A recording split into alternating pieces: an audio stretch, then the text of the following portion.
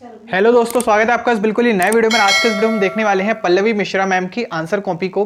ये इनकी general studies paper 3 का इनका मॉक टेस्ट है। इनकी आई है इस साल के यूपीएससी के एग्जाम में AIR 73 यानी कि ऑल इंडिया रैंक 73 यूपीएससी के 2022 के एग्जाम में। ठीक है, ये आप देख सकते हैं इनका मॉक पेपर नंबर 3 है और इसमें जनरल स्टडीज पेपर 3 का ये मॉक टेस्ट है। ठीक है, हम देखेंगे किस तरीके से इन्होंने अपने आंसर्स को लिखा था और कैसे आप अपने आंसर्स को लिख सकते हैं सो दैट कि आपको इनके जैसे अच्छे मार्क्स और अच्छे रैंक मिल सके। इनके 118 नंबर आए हैं जो कि अगेन अच्छा स्कोर है GS 3 में। ठीक है, क्योंकि काफ़ी टाइम मैंने देखा है बहुत सारी, क्योंकि मैं कॉपीज देख चुका हूँ टॉपर्स की, तो मैंने देखा है कि GS 3 में अक्सर बच्चों के जो नंबर है ना वो काफ़ी ज़्यादा कम आते हैं, तो उस हिसाब से इनके नंबर काफ़ी अच्छे हैं। ठीक है, और वैसे भी ये बोर्ड का पेपर नहीं है, ये यूपीएससी का पेपर है। ठीक है, अच्छा, अगर आपको वीडियो पसंद आए तो चैनल को सब्सक्राइब और वीडियो को लाइक जरूर से करें। ठीक है, पढ़ते हैं। देखो सेक्शन ए है और ये है पहला क्वेश्चन, बैड बैंक्स। अच्छा, इसके बारे में जो बिल्कुल नए हैं या यूपीएससी की प्रिपरेशन में जो लोग बिल्कुल नए हैं, एकदम देख रहे हैं पहली बार, तो मैं आपको बता दूं, जनरल स्टडीज पेपर 1, 2, 3, 4 चारों में सेक्शन ए सेक्शन बी होता है। जनरल स्टडीज पेपर 1, 2, 3 में सेक्शन ए होता है जिसमें 10 क्वेश्चन होते हैं, 10 मार्क्स के 150 वर्ड्स में लिखने होते हैं, जैसे कि ये वाला क्वेश्चन है। ठीक है, और सेक्शन बी के अंदर 10 क्वेश्चंस होते हैं 15 मार्क्स के 250 वर्ड्स के अंदर उनको लिखना होता है। अब इनको इस वाले क्वेश्चन को, क्योंकि 10 नंबर का क्वेश्चन है, सेक्शन ए का क्वेश्चन है, इसको हमको लिखना है 150 वर्ड्स में। ठीक है, आप क्वेश्चन देखते हैं क्या है। Bad banks can potentially is the balance sheet problems of commercial banks, however it is not a panacea to the NPA problems in India. Panic to the NPA problems in India, इसको analyse करना है। देखो, जो पहला question है या फिर कोई भी क्वेश्चन हो, मैं हमेशा एक बात कहता हूँ अपने वीडियोस में, अगर आप लोग लगातार शक्ति यूपीएससी को फॉलो करते हैं तो आपको एक बात पता होगी कि मैं एक बात कहता हूँ अपने हर वीडियो में कि क्वेश्चन जब भी आप पढ़ें तो उसमें आप ये चीज़ देखिए कि उसमें क्या मेन थीम है या कोई क्या मेन पॉइंट है, किसके अराउंड पूरा क्वेश्चन रिवॉल्व कर रहा है, about which the whole question is, है ना। किस चीज़ के बारे में पूरा क्वेश्चन है, किसी फेमस व्यक्ति के बारे में बात कर रहा है या फिर क्या चैलेंजेस के बारे में बात कर रहा है, क्या उसके प्रॉब्लम्स के बारे में बात कर रहा है या फिर क्या सॉल्यूशंस मांग रहा है, उसको आप अंडरलाइन कर लो बस। फिर उसके अलावा आपको कहीं नहीं जाना होता है। मैं बता रहा हूँ आपको 98% क्वेश्चन्स आप उसी से सॉल्व कर पाएंगे अगर आपने ठीक तरीके से समझ लिया कि क्वेश्चन पूछ क्या रहा है, क्वेश्चन की डिमांड क्या है। अब इसमें जो मेन थीम है, जैसे इन्होंने बैड बैंक्स और यहाँ पे panic to the NPA problems in India, यहाँ पे दो चीज़ों को यहाँ पर इन्होंने अंडरलाइन किया हुआ है। ठीक है, और बैड बैंक्स को बॉक्स में डाला क्योंकि ये मेन थीम है। मेन थीम मतलब जो जिसके बारे में पूरा क्वेश्चन ही है एक्चुअली। ठीक है, मतलब this can do this and उसी के चैलेंजेस पूछ रहा है, मतलब उसी के बारे में मोस्ट ऑफ द थिंग्स हैं, तो वो मेन थीम है, उसको आपको इंट्रोडक्शन में डालना पड़ेगा। आपकी एक और प्रॉब्लम मैंने इसी के साथ सॉल्व कर दी। कई सारे स्टूडेंट्स के तो यही डाउट रहते हैं कि इंट्रोडक्शन कैसे लिखें sir, how to make a effective introduction. देखो, इफेक्टिव इंट्रोडक्शन के लिए तो मैं कहता हूँ जो भी मेन थीम है उसको लिखो आप इंट्रोडक्शन में, और इस तरीके से लिखो कि आपका जो क्वेश्चन है उसको आप एड्रेस कर दो। That will be liked by examiner, the person who is going to check your copy a lot, है ना। बैड बैंक, अब जैसे यहाँ पे बैड बैंक मेन थीम थी, तो यहाँ पे देखो बैड बैंक्स ऑल आर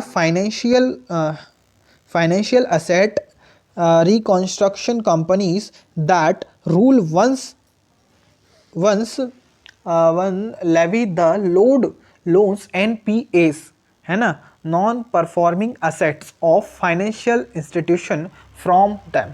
ठीक है, ये हमने क्या किया, बैड बैंक को इंट्रोड्यूस करा था। अब देखो, मैं यार आपको ये नहीं बता रहा हूँ कि आपको क्या लिखना है, obviously that is the content part, I'm just telling you the presentation part, that how you have to present your answers in the mains examinations so that you can be prepared for the exam, for writing answers, है ना।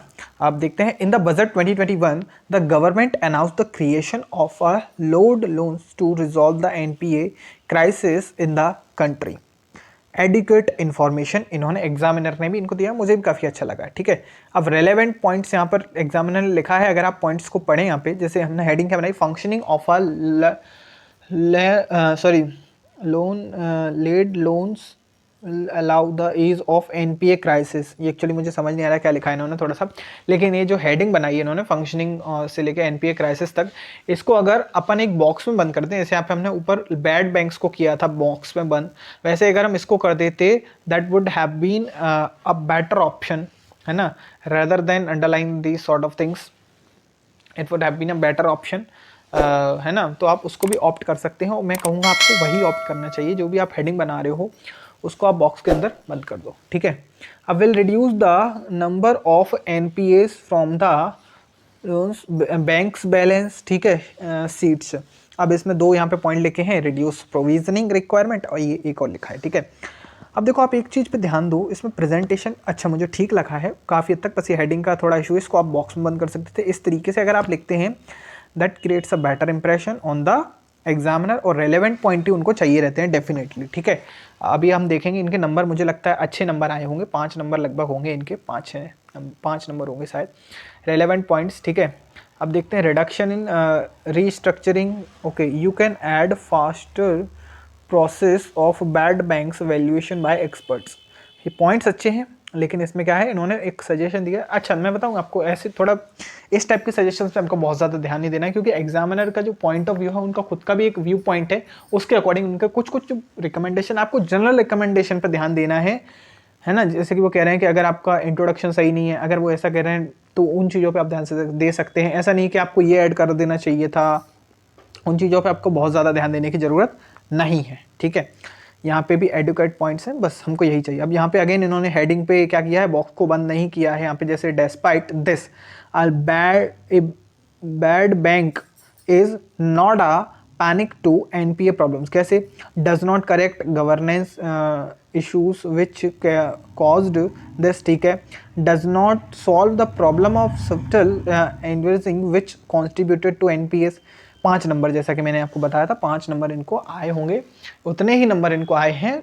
मैं answer देख के देखिए बता देता हूँ अब, क्योंकि मैंने लगभग 20 से लेके अराउंड 80-90 कॉपीज़ लगभग मैं देख चुका हूँ अभी तक टॉपर्स की, उसके अकॉर्डिंग मैं आपको बता रहा हूँ, अपने एक्सपीरियंस के अकॉर्डिंग बता रहा हूँ। जो मेरा लास्ट 1 ईयर का एक्सपीरियंस रहा है कॉपीज़ को एनालाइज करने का, उसके अकॉर्डिंग मैं आपको बता रहा हूँ कि इस तरीके से आपको बेटर आंसर लिखना चाहिए। अब हम कोई भी एक रैंडम क्वेश्चन उठा लेते हैं, कोई भी, इसमें 7.5 नंबर आए इनके 15 में से, अच्छा है, इसको देखते हैं, ठीक है, क्योंकि 7.5 नंबर बहुत अच्छे नंबर हैं। How are fintech firms different from conventional finance companies?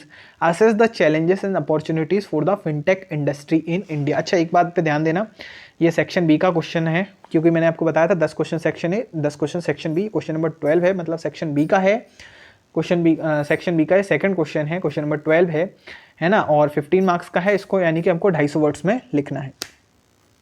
देखो अब इसमें भी देखो मेन चीज़ जो है, मेन जो पॉइंट है, फिनटेक फर्म्स हैं, ठीक है, from conventional finance company assess the challenges. अच्छा देखो इसमें फिनटेक फॉर्म्स के अराउंड जो पूरा क्वेश्चन रिवॉल्व कर रहा है, जैसे कि हमने ऊपर देखा था अभी बैड बैंक्स के अराउंड जैसे पूरा क्वेश्चन रिवॉल्व कर रहा था, ऐसे ही ये वाला क्वेश्चन अगर आप इसको ध्यान से पढ़ें 1-2 बार तो आपको समझ आया कि पूरा का पूरा question fintech forms, fintech industries इसके अराउंड घूम रहा है। उसके बाद उसके चैलेंजेस, उसके अपॉर्चुनिटीज, इनके बारे में बात कर रहा है, जिनको आपको क्या करना है, अंडरलाइन करना है, क्योंकि फिर आपको इन्हीं इश्यूज को एड्रेस करना होता है अपने आंसर में। अब हमने क्या किया, फिनटेक फर्म्स को वहाँ पे एक्सप्लेन कर दिया इंट्रोडक्शन में।